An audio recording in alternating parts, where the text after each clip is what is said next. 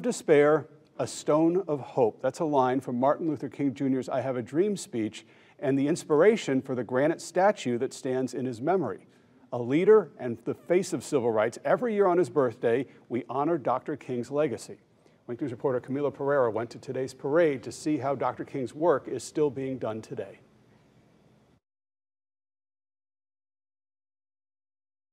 Turnout may be just as big as last year, maybe even a larger crowd, as local organizations, student groups, leaders, and families from within the community joined together this morning to march in honor of Dr. Martin Luther King Jr.'s legacy. But it all started at the Dunbar Public Library, lining up along the road at 10:30 a.m. to start heading down Dr. Martin Luther King Jr. Boulevard, holding up signs, chanting and preaching, making their voices heard as one, expressing the sentiments Martin Luther King Jr. bravely did once before: freedom and equality for all. And local organizations took the opportunity to also fight for more issues stemming from within the community, like mental health. And we come up in numbers because it shows that we're together in unison. And that's something that Martin Luther King spoke about in his speech. And also when we talk about mental health, it affects all of us on different levels in the community.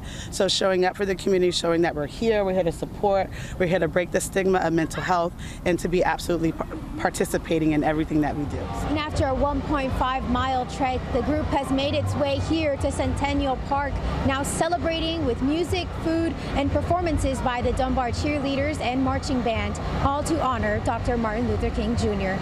In downtown Fort Myers, Camila Pereira, Wink News. All right, thank you so much, Camila. Well, Dr. Martin Luther King Jr. was just 39 years old when he was assassinated at the Lorraine Hotel in Memphis, Tennessee. More than a decade later, he was honored with a federal holiday after President Reagan signed a bill into law forever cementing the legacy of the late doctor's work. And today in Naples, people marched in his memory. People of all ages and backgrounds attended. One attendee told Wink News why this day fills her with a sense of pride. I'm originally from the Virgin Islands, so we see diversity all the way around all the time. But just to know that someone like Martin Luther King was so brave and so strong and just did what he did for Black people in America, I'm just so happy to be Black, to be born into this skin color, to be born into this culture. And I just celebrate Martin Luther King, and I always want my daughters to be proud of who they are. So we came here today to just be a part of this big celebration. And we will have more on the MLK celebrations around Southwest Florida later on Wink News at 6:30 on CW.